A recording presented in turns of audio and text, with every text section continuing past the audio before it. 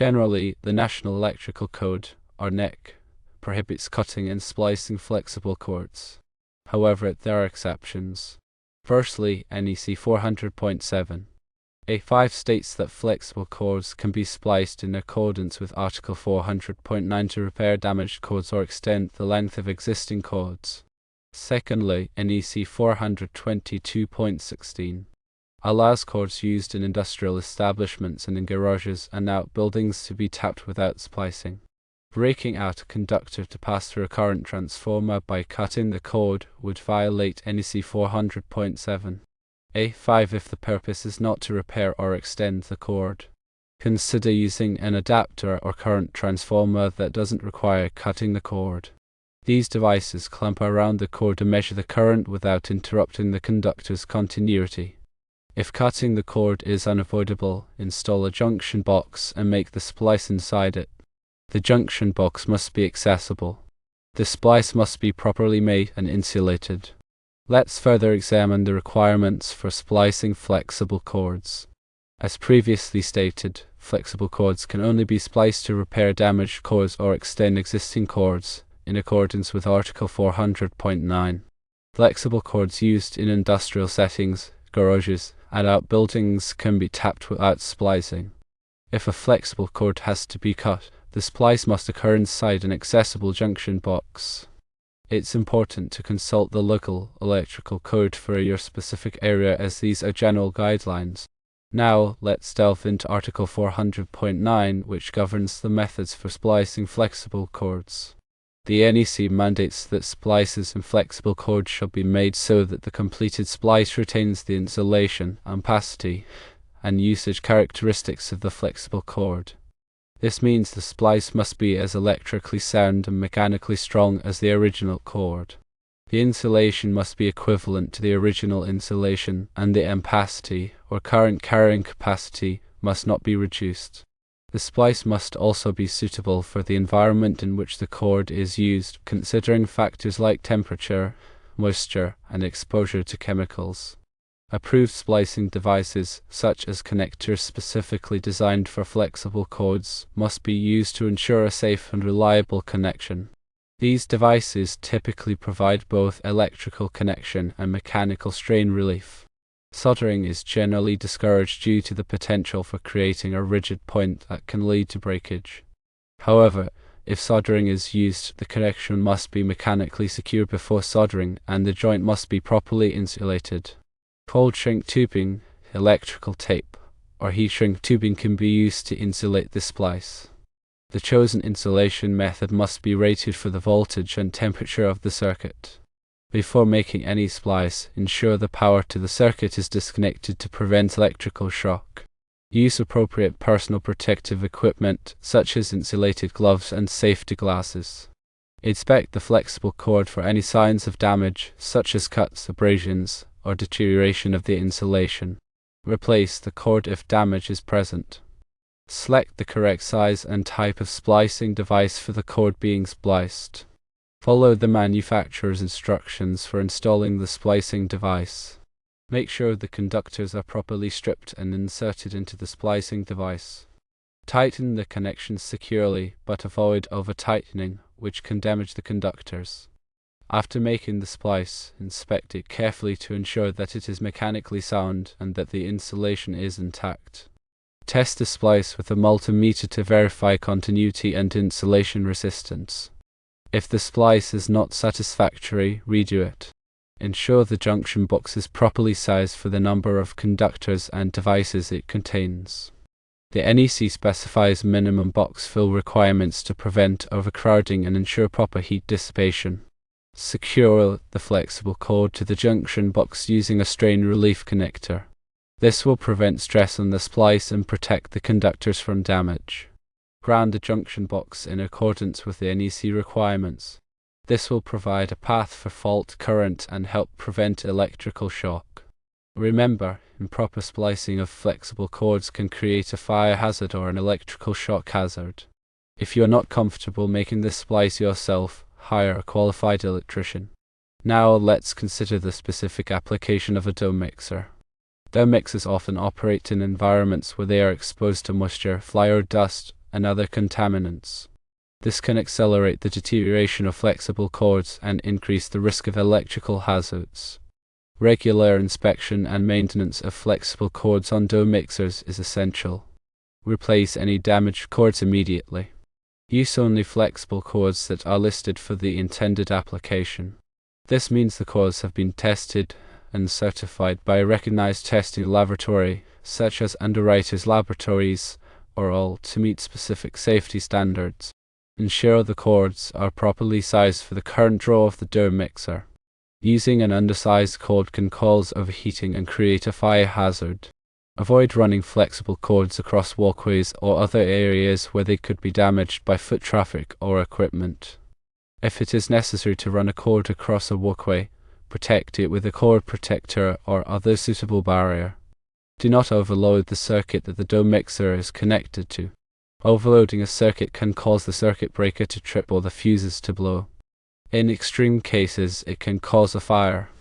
If you are unsure whether a circuit is overloaded, consult a qualified electrician. Keep flexible cords away from hot surfaces, such as ovens and steam pipes. Heat can damage the insulation on the cords and create a fire hazard. Do not use flexible cords as a substitute for permanent wiring. Flexible cords are intended for temporary use only. If you need to provide power to a fixed location, install permanent wiring. Flexible cords should not be run through walls, ceilings, or floors. This can create a fire hazard and make it difficult to access the cords for inspection and maintenance. Avoid using extension cords whenever possible. Extension cords are more likely to be damaged than flexible cords that are permanently connected to equipment. If you must use an extension cord, choose one that is the correct size and type for the application. Do not daisy chain extension cords together. This can overload the circuit and create a fire hazard. Unplug the dough mixer when it is not in use. This will save energy and reduce the risk of electrical hazards. Clean the dough mixer regularly to remove fly or dust and other contaminants. This will help to prevent the deterioration of flexible cords and other electrical components. Have the dough mixer inspected by a qualified electrician on a regular basis. This will help to identify and correct any potential electrical hazards. When installing a junction box, choose one that is made of a non-conductive material such as plastic or fiberglass. This will help to prevent electrical shock. The junction box must be listed for the intended use. This means that it has been tested and certified by a recognized testing laboratory to meet specific safety standards. The junction box must be properly grounded in accordance with the NEC requirements. This will provide a path for fault current and help prevent electrical shock. The junction box must be accessible for inspection and maintenance. Do not cover the junction box with drywall or other materials. The junction box must be located in a dry location. Do not install the junction box in a damp or wet location. When making the splice inside the junction box, use only approved splicing devices. These devices are designed to provide a safe and reliable connection. Follow the manufacturer's instructions for installing the splicing devices. Make sure the conductors are properly stripped and inserted into the splicing devices. Tighten the connections securely, but avoid over-tightening, which can damage the conductors. After making the splice, inspect it carefully to ensure that it is mechanically sound and that the insulation is intact. Test the splice with a multimeter to verify continuity and insulation resistance. If the splice is not satisfactory, redo it. Ensure the conductors are properly insulated. Use electrical tape, heat shrink tubing, or other approved insulation materials. The insulation must be rated for the voltage and temperature of the circuit. Do not leave any exposed conductors. This can create an electrical shock hazard. Secure the flexible cord to the junction box using a strain relief connector. This will prevent stress on the splice and protect the conductors from damage. The strain relief connector must be properly sized for the flexible cord. Tighten the strain relief connector securely, but avoid over-tightening, which can damage the flexible cord. Close the junction box cover securely. This will protect the splice from dust, moisture, and other contaminants. Ensure the junction box cover is properly grounded in accordance with the NEC requirements. Now let's discuss current transformers, or CTs. A current transformer is a type of transformer that is used to measure alternating current, or AC. It produces an alternating current in its secondary which is proportional to the alternating current in its primary. Current transformers are used extensively for measuring current and monitoring the operation of the power grid. The primary winding of the current transformer is connected in series with the conductor carrying the current to be measured. The secondary winding is connected to an ammeter or other measuring device. The current transformer isolates the measuring instrument from the high voltage of the primary circuit. The current transformer also reduces the current to a level that can be safely measured by the ammeter. There are different types of current transformers, including window type, split core type, and clamp-on type. The window type current transformer has a hole in the center through which the conductor passes. The split core type current transformer can be opened and closed around the conductor. The clamp-on type current transformer is similar to the split core type, but it has a clamp that allows it to be easily attached and removed from the conductor. When selecting a current transformer, it is important to choose one that is rated for the voltage and current of the circuit being measured. It is also important to choose a current transformer that is accurate and reliable.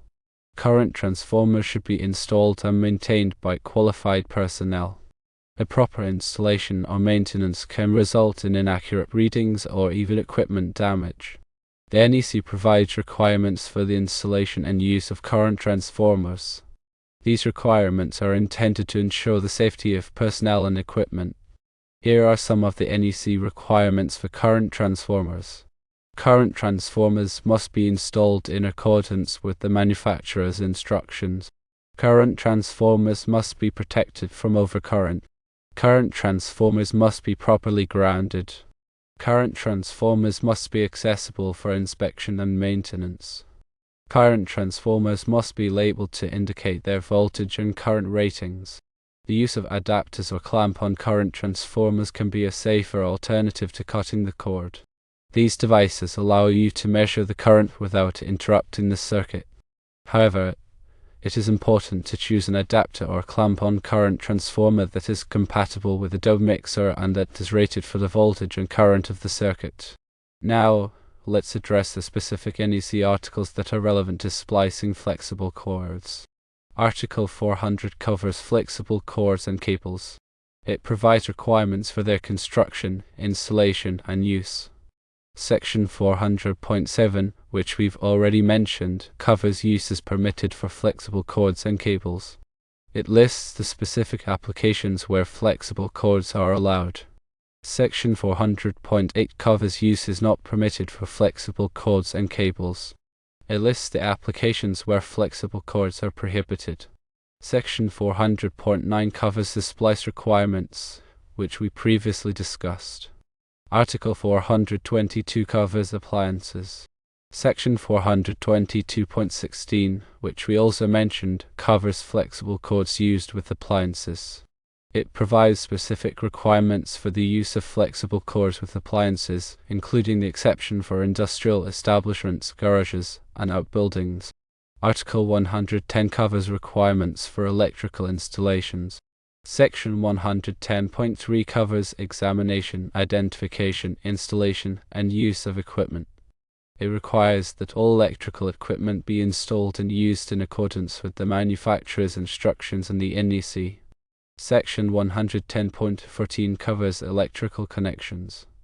It provides requirements for making electrical connections, including splicing flexible cords. It emphasizes the need for proper insulation and mechanical strength. Article 300 covers wiring methods. It provides general requirements for wiring methods, including the installation of junction boxes. Section 300.15 covers boxes, conduit bodies, or fittings where required. It specifies when boxes, conduit bodies, or fittings are required for making splices and terminations. Always refer to the latest edition of the NEC for the most up-to-date requirements. The NEC is revised every 3 years. It is important to stay informed about the latest changes. Consult with a qualified electrician or electrical inspector if you have any questions about the NEC requirements. They can provide guidance on how to comply with the code and ensure the safety of your electrical installation. Always prioritize safety when working with electricity. Electricity can be dangerous if not handled properly. Take precautions to protect yourself from electrical shock and fire hazards. Now, let's shift our focus to the practical aspects of working with flexible cords in an industrial setting in Wisconsin. Wisconsin, like all states, adopts a version of the NEC, often with state-specific amendments. It's crucial to check with the Wisconsin Department of Safety and Professional Services, or DSPS, to understand any specific rules that might be in addition to the national code. Industrial environments often have specific hazards. Ensure the flexible cord is rated for the environment it will be used in. This includes considering factors like exposure to chemicals, temperature extremes, and physical abrasion. Use cord grips designed for the specific type of cable being used. Proper cord grips provide strain relief and prevent the cord from being pulled out of the equipment or junction box. This is especially important in industrial settings where equipment may be subject to vibration or movement. Regular inspections are critical. Develop a routine inspection program to identify any signs of wear, damage, or deterioration in flexible cords. Replace damaged cords immediately. Training is essential. Ensure that all personnel who work with or around electrical equipment are properly trained in electrical safety procedures. This includes training in the proper use of flexible cords, the identification of hazards, and the procedures for reporting problems. Lockout-tagout procedures should always be followed when working on electrical equipment. This prevents the equipment from being accidentally energized while work is being performed. Grounding is crucial. Ensure that all electrical equipment is properly grounded to provide a path for fault currents and protect against electrical shock. Use ground fault circuit interrupters, or GFCIs, in wet or damp locations. GFCIs can detect ground faults and quickly shut off the power to prevent electrical shock. Consider using flexible metal conduit, or FMC, to protect flexible cords in areas where they are subject to physical damage. FMC provides a durable barrier against abrasion and impact. Implement a color coding system for flexible cords to easily identify the voltage and function of each cord. This can help to prevent accidental misconnections. Maintain accurate records of all electrical work, including inspections, repairs, and replacements. This will help to track the condition of your electrical system and identify any potential problems. Work with a qualified electrical contractor who is familiar with the NEC and the specific requirements of industrial environment.